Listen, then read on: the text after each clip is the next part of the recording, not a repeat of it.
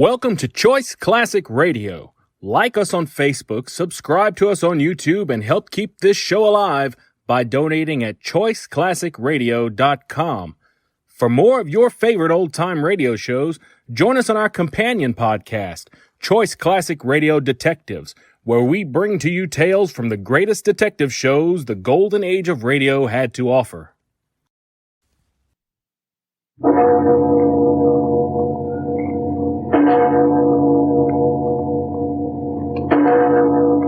Murder at midnight. Hook, wait. Come back here. Wait, nothing. I said you were nuts, crazy. And... No, don't. I'm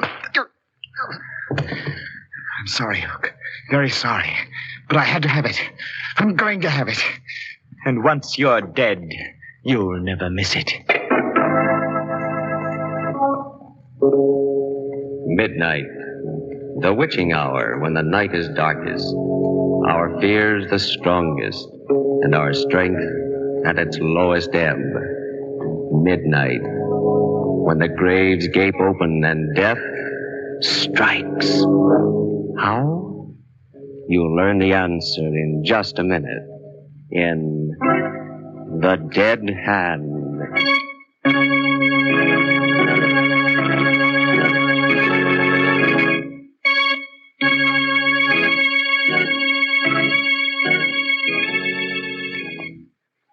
And now, Murder at Midnight. Tales of terror and retribution by one of radio's best-known mystery writers, Robert Newman. Its title, The Dead Hand.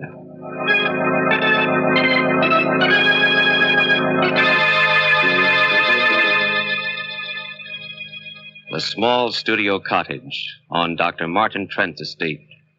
Seated at the piano, alone in the gathering darkness, is Roger Blaine, the famous pianist, and playing as only he can play.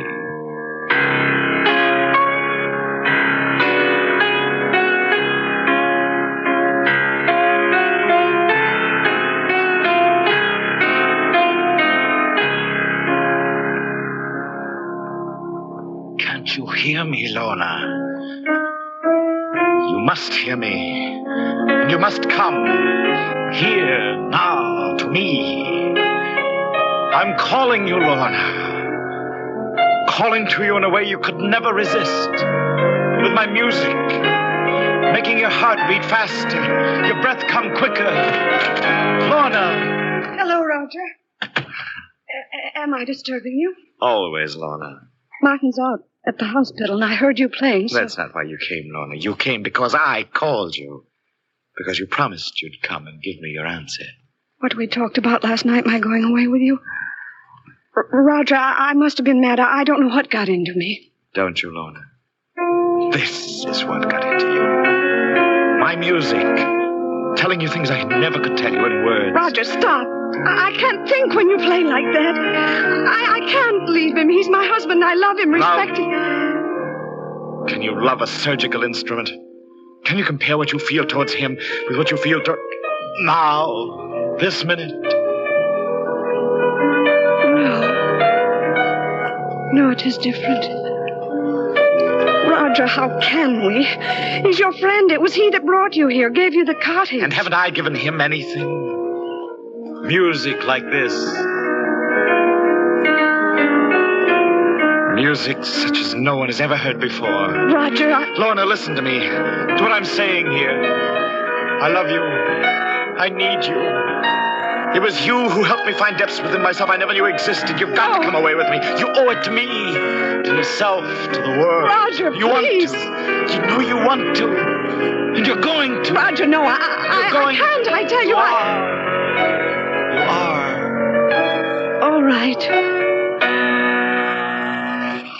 Lorna. We can talk to Martin when he gets home tonight. Tell him. I think he'll No, Lorna, understand. there'll be no talking, no explaining. My car's outside and we're leaving right now.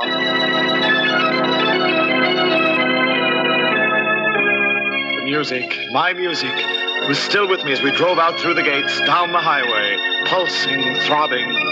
Yes, I could hear it, but could Lorna? I glanced at her sitting there beside me. Happy, dearest? What? I don't know, Roger. You don't know? Don't you realize what this means, Lorna? I'm playing better than I ever played before, and this is only the beginning. After my New York concert, South America, then Europe. Roger, are you sure you love me? Me as a person? My sure... Oh, what do you mean, Lorna? I know you've said you do, but whenever you've talked about it, Roger, about us, you've talked in terms of your music. Roger, are you sure that's not what you love? Well, of course I'm sure. If I didn't have my music, if I couldn't play, I don't think I could live. But I it was know. you. You who lifted me to heights I never dreamed of, technically, emotionally. Roger, stop the car, turn around, take me back. What? Take me back. I don't understand. I do, for the first time. With Martin away so much, I was lonely, flattered by your attention. And your music was like a drug, keeping me from thinking. But now I can think. And I know you don't love me, and I don't love you, so please, Roger, take me back. No. But, Roger, can't you see? This whole thing was a mistake. It was not a don't- mistake, and I won't take you back. Well, I'm going back, whether you take me or not, and if you won't stop the car... No, let go of that brake. Let go of that ditch. Look out. We're going to...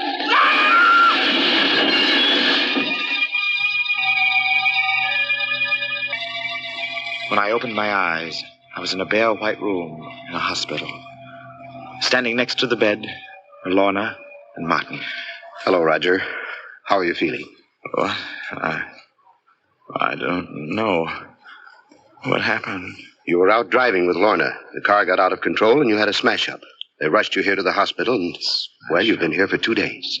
Smash up? Yes, I remember. Are you all right, Lorna? Yes, Roger, I was shaken up, cut a little bit. My hand hurts. Especially the fingers. Nothing happened to it, did it, Martin? I've got a concert in a few weeks, you know. Roger, don't stop it. What? Why are you looking at me like that? Oh, Don't worry about it, Roger. Not now. but I've got to know. I've got to see. Roger, please.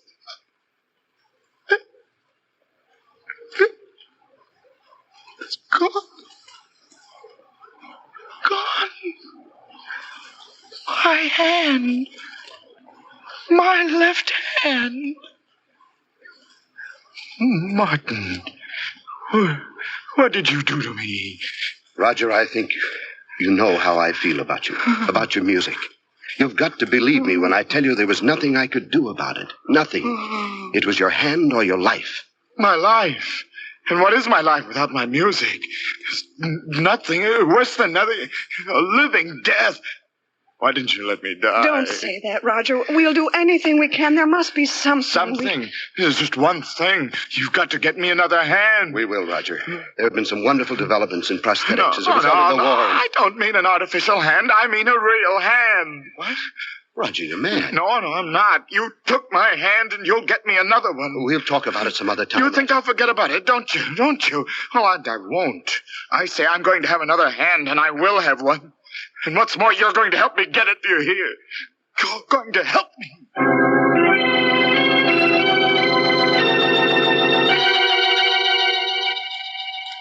I was able to get up and around a few days later. I didn't talk to anyone if I could help it. Because somehow I couldn't ever look at their faces, only their hands. Big hands and little ones, long-fingered ones and stubby ones. Yes, they each had 2 hands. And I to whom my piano meant more than life, had only 1. Then, sitting alone one evening, I met Hook. I looked up, and there he was, a small, slight, sharp-featured man. Hello. Nice evening. Yes, I suppose it is. You mind if I sit down for a couple of minutes? No. I wouldn't usually bust in on anybody except that... Well, I'm getting out of here tomorrow, and I feel pretty good about it. Oh? What was wrong with you? Bad heart. I'm going to have to take it easy from now on. It's going to make it kind of tough in some ways, but... you don't happen to have a cigarette on you, do you? Well, yes, I do have. It's there. Well, at least I did have a silver cigarette case. Can't seem... Is, Find this it? What? Oh, yeah. Where did you find it? In your pocket. You mean you took it? My name's Harris, Joe Harris. You usually call me the Hook. This is my racket. Or rather, it was until, You're a pickpocket. Well, one of the best in the business. But now with my ticket going bad, I guess I'll have to lay off, except like now for a gag. You didn't mind, did you? Mind? Well, certainly not. I'm very impressed. As a matter of fact, do you mind if I look at your hands? Look at it? What for? They're beautiful. As beautiful a pair of hands as I've ever seen. It occurs to me that you say that you don't know what you're going to do when you leave the hospital here. Well, I just hadn't thought about it much. Why? I've got a proposition that might possibly interest you. No kidding. What? Well, I'd rather not discuss it with you here and now, but I expect to be leaving here myself on Friday. If you'd like to come and see me sometime after You that. say where and when? Well, I've been staying at a little cottage on Dr. Martin Trent's estate. I'll probably be going back there. How about Saturday night, late, around 11:30? Fine. Okay with me. Then it's a date. I left him there, hurried back to my room. I wanted to be alone. Had to be alone, for I was afraid that what was on my mind might show in my face. It certainly was a date. A date with death. A man obsessed, half mad, and his unsuspecting victim.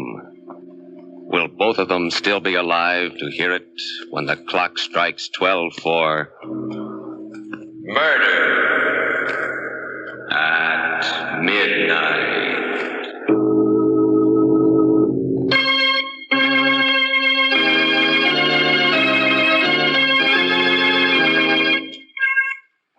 And now, here is Roger Blaine to continue Murder at Midnight. I did leave the hospital on Friday, went back to the little studio cottage. By Saturday night, my arrangements were completed. They weren't very complicated. I made it clear to Lorna and Martin that I wanted to be alone, and I picked up a length of iron pipe. The pipe I hid inside the piano when I heard footsteps coming down the path. There was a knock on the door. Come in? Hi. Not too late, am I? No, you're not too late. Hey, pretty nice place you got here. Yes, it is quite nice. Sit down. Oh, thanks. Now, what's this here proposition you want to talk to me about? It's a very simple one. How would you like to make $10,000? What do I have to do? You don't have to do anything. Just sell me something. Your left hand. What? You're nuts. No, I'm serious. I've got the money right here in cash. I don't get it. I just don't understand. Look, I'm a musician. I'm a pianist. Or I was until I lost my hand. If I can't go on playing, then life doesn't mean anything to me. My own life or anyone else's. But you, how important is your hand to you? Now, an artificial one will do almost as well. And you can live for quite a while on $10,000. You mean you really thought I'd sell you my hand? Let you cut it off? I'm getting out of here. Look, wait. Wait, nothing. I said you was nuts, but I didn't really think... Oh, what are you going to do with that? No, don't. You can't. Some way. Somehow I'll get you for this. I swear. I'm sorry, Hook. Very sorry. But I have to have it.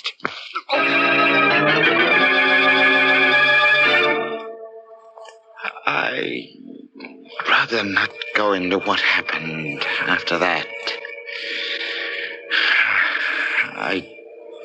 I got rid of the body. And then I went to see Martin. You don't look well, Roger. Anything the matter? No, I just came to see you about your promise. My promise? Or your debt, whichever you choose to call it. I told you I wanted another hand, that I was going to get another hand, and that you were going to help me. Well, now you can help me. What do you mean? Look in here, in this package. See? Good Lord. Where did you get this? It might be better if you didn't ask too many questions. I'm fighting for my life, for more than my life. You took my hand away from me. Well, now you can give me this one. You mean you honestly, seriously think that I can perform an operation of this sort, do a graft, and that after I'm finished, you'll be able to use the hand? Why not? Operations of this sort have been done, haven't they? With other parts of the body? The eye? The cornea, not the eye. And some nerve grafting has been done. But this... Look, Roger. I know what a shock this whole thing has been to you. Know it better than you. You're not a well man. A well man? I'm only half alive. And I'd rather be dead than go on living this way. But if I do die, I won't die alone. That's why I brought this along. Roger. Quick, easy, painless.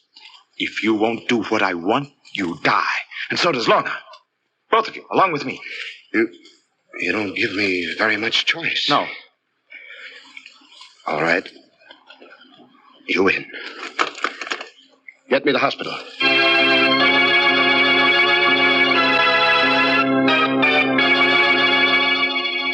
Even before I became fully conscious, before I opened my eyes, I knew that it had been done. That it wasn't his hand anymore, but mine. Still, there was something wrong. I couldn't analyze what it was at first, but it was there. A feeling that something wasn't quite right. That perhaps it wasn't entirely my hand. I sat up. The hand was a mass of bandages, stiffened with splints. And inside the bandages... Careful, Roger. Don't touch them. Huh? Oh, Martin, I didn't see you. I've been here with you ever since last night. Last night? You mean I've been out that long? 24 hours? It was very important that you keep quiet. You've been under sedation. Oh, yes, of course. But this isn't the hospital. No, I brought you home with me, back to the house. Oh. I thought it would be best for several reasons. Oh, that's very smart, Martin. We don't want any questions, do we? Not yet. You did do it, didn't you? What? Oh, yes. I knew you would and could. And it's going to work. It is working. I can feel it. Please, Roger, you must be careful with that bandage. You can't touch it, move it, disturb it in any way. I won't, Martin. But I don't have to.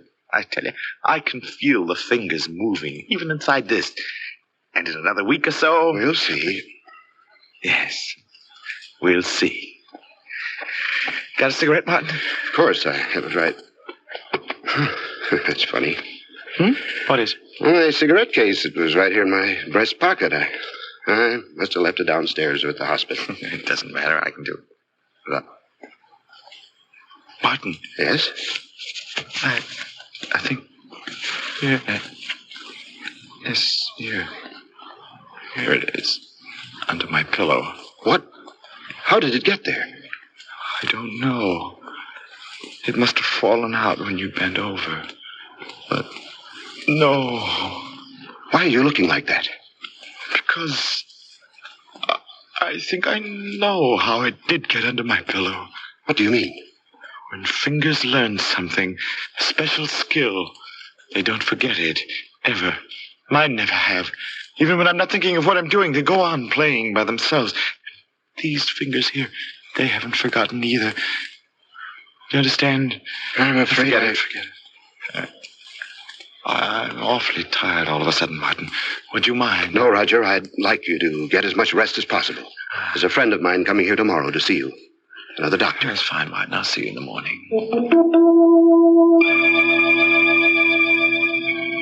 Yes, I was tired, but that wasn't why I asked Martin to go. I did it because I wanted to be alone, because I had to be alone, because I knew now what it was that I'd only sensed before. The hand, Hook's hand, had a will of its own. It had picked Martin's pocket without my even being aware of it.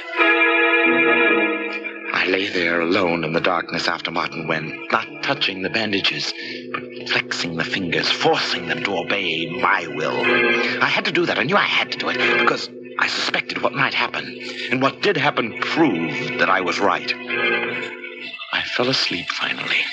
And while I was asleep, I dreamed. I was walking down a dark, labyrinthine corridor somewhere under the earth. Then... A little closer, Roger. Huh? Just a little closer. Who's there? Who's there? Just me. Waiting for you. Hook! Yeah, Hook. I said I'd get you.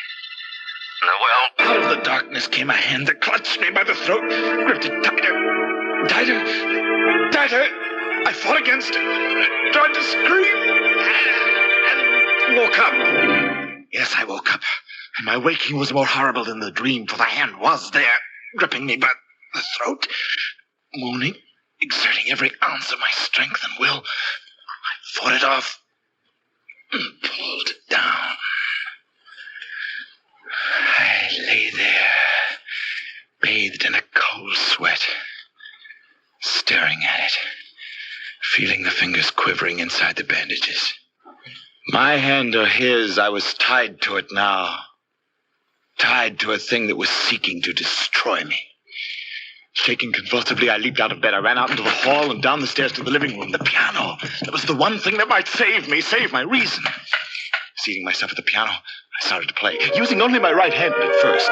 But I tried to force my left hand, his hand, to join in. Then suddenly... No, Roger. No. That won't work. No music. Stop it! Stop it! Do you hear it?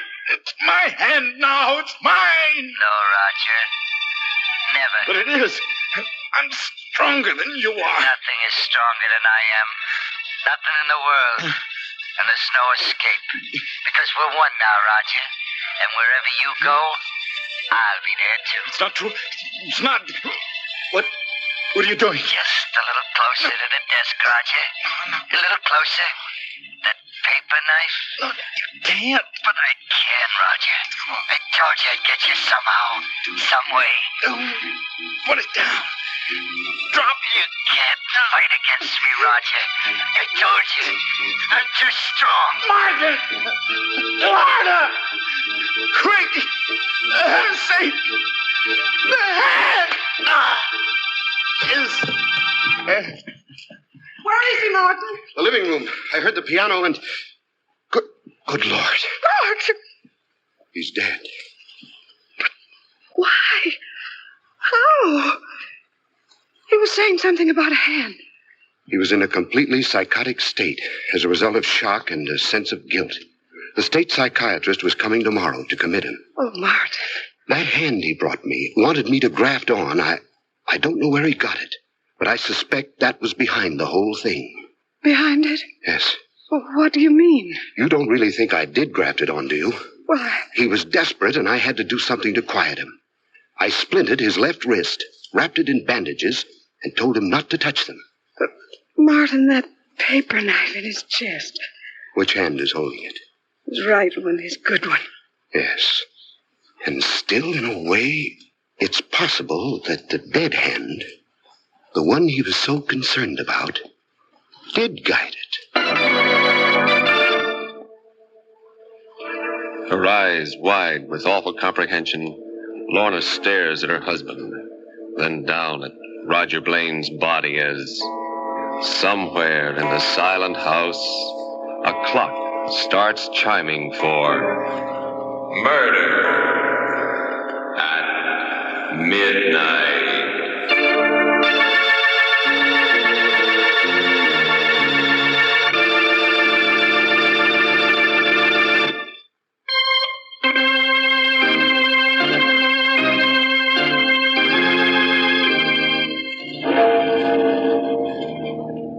Remember to be with us again when death stretches out his bony hand and the clocks strike 12 for murder at midnight.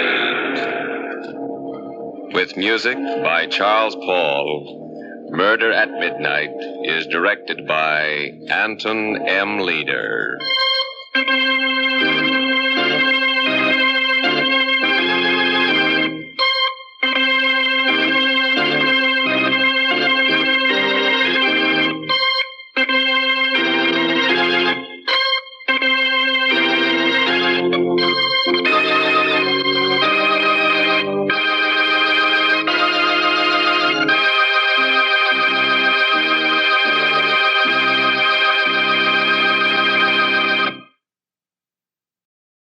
That concludes today's episode.